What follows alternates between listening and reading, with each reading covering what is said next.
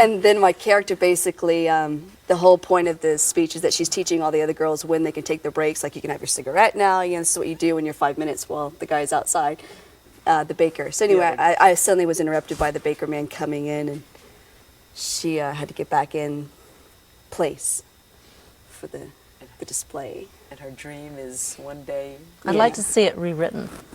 With the other... Yeah, dropping all the baker and all that stuff, just about, you know, about her trying to keep the facade, but knowing that the audience knows the inside. So that's always that. It's what we were talking about in one of those scenes where... Yeah, but how do they know what's really happening to her? What? Because it can't help but show. Showing her, yeah. Oh, that's good. It's funny because I'm trying to find ways to write my own monologues for, you know, like a show. I don't know what the theme will be. Who knows?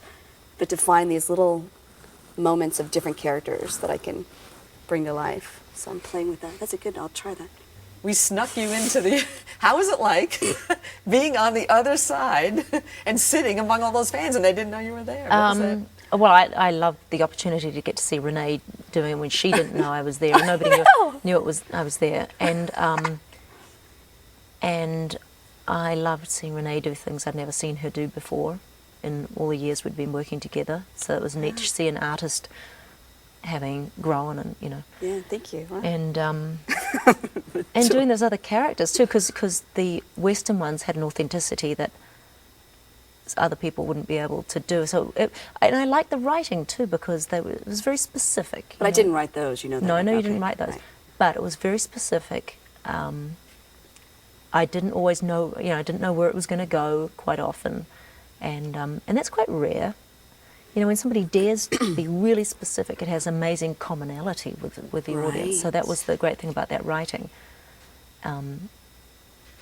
Even though I didn't know her, like the scene where the mother was dying, she talked about very, they seemed very, that it was so detailed that it had to kind of be true, you know. You go, oh wow, I never would have thought of that, or oh wow, is that what they did? How interesting. It wasn't cliched. So that is very good, isn't it? With the writing, choice. Yeah, it was a good I mean, definitely piece, and yeah, I loved seeing you do it. I was thinking of bravery, the courage of taking the time for the silences. Like at the end of the marble piece, you picked up the marble and it's like beat, beat, and then you just held it up and said, makes the day go longer. And that long silence then when you've got to control the audience, the bravery to go ahead and take that long pause. It's different. It's much harder when you're doing theatre because... Do you think? I was going to say the opposite. Wow. Really? Yeah. But letting a scene breathe in film is an editor and director's choice. Yeah, you're when right. When it's theatre, it's just you and your instinct and your impulse when to move on and to dare not to. Because when I did theatre doing vagina monologues, I mean, there were performances where I was completely freaked out and would just keep going on too fast because I didn't let it breathe. Why were you freaked out? Well, theatre's just the scariest thing on the planet. Okay, just because of where you were, right? Yeah. Right. Wasn't the particular pieces you were doing, or? Well, it was. You know, I had a couple of pieces I didn't really believe in and wouldn't have chosen, except nobody else wanted them. Oh, really? Wow. Yeah, and you know, I'll kind of go, oh, okay, I'll take whatever you give me. Well, I'm learning not to be like that. Mrs. Helpful. I've learned that too. Because, yeah, you will just get screwed. Yeah. You've got to connect. That's what, the one piece I didn't connect to in this that I had chosen for myself was the actress in the 15 minutes, the beginning.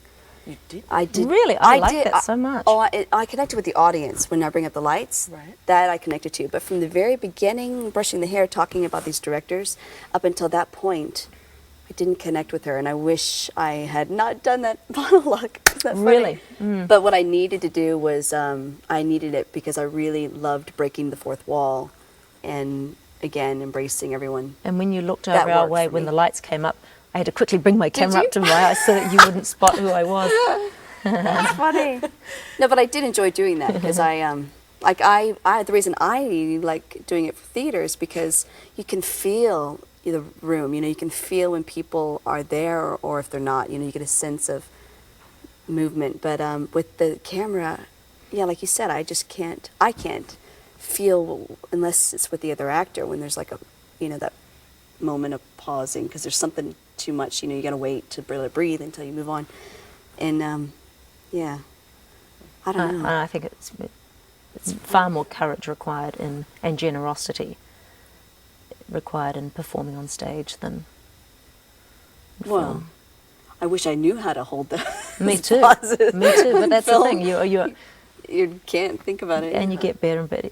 So a 50-year-old actress has got to be better than a 25-year-old actress. Absolutely. Yeah. So more parts for older women. Bring them on, bring them on. Definitely. Did you go up in the lines at all during the play? Yes, I did. Do what? Did I lose track of lines? It's funny because the whole thing, I only had the 3 weeks to learn these monologues, and I was really afraid before I went out that I was going to forget it all. That whole feeling of feeling disconnected. I could not remember a thing. I really couldn't. I thought, you know what? I better not even try. Right. That feeling of hit it, you know what I mean? I was too worried about trying to do that, so I just relaxed and then did what I, tried to go in the next room to get a bottle of water. Everyone blocked me, trying to hide you. They're like, Lucy got shoved in the chest. She was walking right behind me, and I just stuck out my hand, and I didn't know where it was going to land, but at least it was going to keep her at arm distance. but I know it was Lucy. That was just like this woman with this like mop of a wig on. Now that I know it was a wig, a mop of hair, and everyone's trying to keep me out of the room. I'm like, what's going on? But Did yeah. you get photos of that?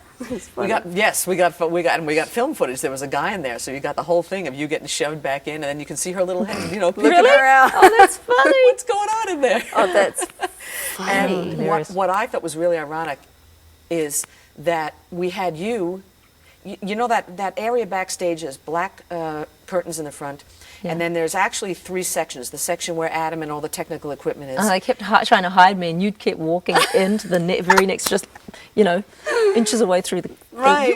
curtain. Yeah, when you were standing over there and Chris was photographing Right. you, she was standing on the other side of That's the black so curtain. funny. And at one point, Chris moved to stand between, and he has his camera going that's back and great. forth like this, so you can actually see. Oh, that's funny. What a That's great great. shot he That is a caught. great shot. Oh, I loved it. Now, you didn't want to get out of character when she... Who was this character, anyway? I don't know. It was Pat, from SNL. I don't know. It's just once you're in the zone. That was your jacket, right? No, it was actually belonged to a woman backstage. oh, I was there with my Maybe girlfriends, both. Yeah. Laurie and Karen, and they were sort of helping me come up with ideas. And then all we had to do was look around us and go, got to have That's the asthma great. spray and the lipstick. And my girlfriend, who's gay, said that lesbians always carry chapstick because they don't wear lipstick and their lips are always chapped. And so, That's great. of course, I had to. Oh, it's my socks. Better not blow my nose on my socks. I might need them later. Did you find your tissues? Are they hiding under the I don't thing? know. I'm working on this. Oh, this has got. Look, That this has one's got gone. bloody Ugh. days of good blowing left in that.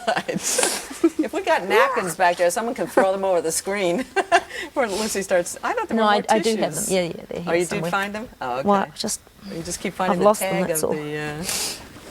Somebody's got a cold. Yeah. such a It's cold funny. boy. Oh, sneezy. I did Yeah, that. and you sat there when Thanks. she pulled that thing off, and you said, I know. It was like the show was over then. I don't I like don't know this. why. I Because know. because you had your idea of the character, and I couldn't relate to you. Remember we talked about that. I know. I could see Renee was sort of holding Could back not- because it's like, Really? Oh yeah, because her hair was in her eyes. I knew it was Lucy, but I couldn't really see it was Lucy, and so I didn't really know. I didn't know what was going. I knew it was Lucy, but I couldn't. Yeah, hold on a conversation Isn't that with ironic? the character. I wondered. I knew the audience was shouting to take the wig off, and then you were saying, "Oh, I'll go ahead and take it off too." And I thought, that's interesting. Yeah. So you couldn't relate to it. I couldn't find your 'cause- friend in there. I guess because I asked you a question like what you've been doing. You said photography. I was like, really? No.